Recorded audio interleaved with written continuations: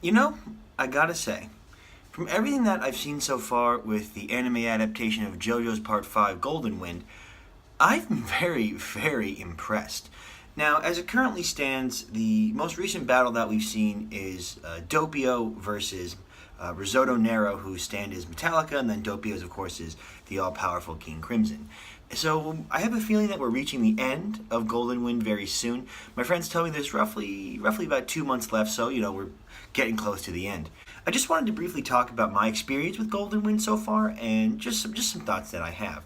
As far as why this part is so popular, I definitely get it.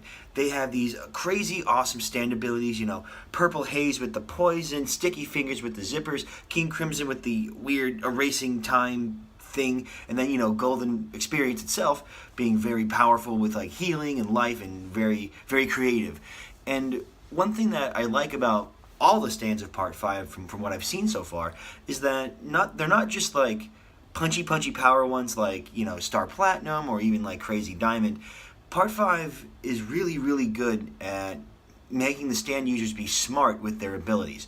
So they'll use like the environments more, or they'll use tactics more, or they can use their stand in different ways. As an example, Bruno's stand, Sticky Fingers, when he hits stuff, it makes like zippers appear so he can like hide in pocket dimensions. But what he does in Part 5, towards the midway point, is he actually grabs onto the zipper and he uses it to jut up the wall so he can get out of King Crimson's range. So the stands of Part 5 are incredible.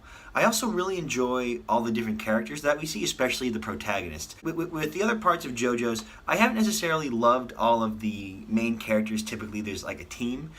And I gotta say, I love every single one of the members that we see of Bruno's gang, their little section of Passione. And I have the horrible feeling that not all of them are going to make it. Midway through Part 5, we actually lost my favorite boy, Fugo, whose stand was Purple Haze. And I really wanted to see more of Fugo, but I know that for personal reasons, Araki had written him out of the story. Eventually, the original plan was to have Fugo betray the team, and he was going to like kill most of them because his stand is ridiculously powerful. And while I understand why Araki did it, and I guess I am kind of happy that Fugo didn't betray his friends, I still wanted to see more of my favorite cheese boy. Now, the villains are also very interesting as well. Typically speaking with JoJo's, especially with like parts 4 and 3, the stand users have been kind of forgettable for the most part, except for big ones that are either, really cool stands, or they've killed someone, or they're, Dio. And one thing that I'll say about Part 5 is that all of the stand users that we've seen, like the enemy stands, they've all been very, very interesting and very memorable. Personally, I am a big fan of La Squadra. That's the assassination squad that is going after Bruno and trying to figure out the boss's identity.